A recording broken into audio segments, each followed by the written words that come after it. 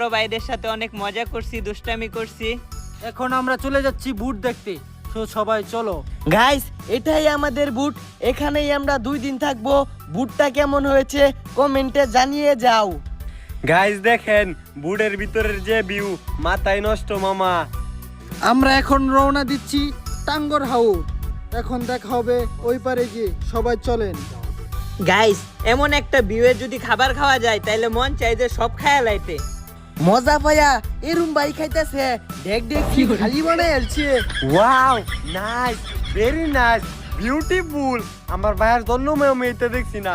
ও মাই god, অনেক সুন্দর অনেক সুন্দর। তুই কি এটা দেখছস না?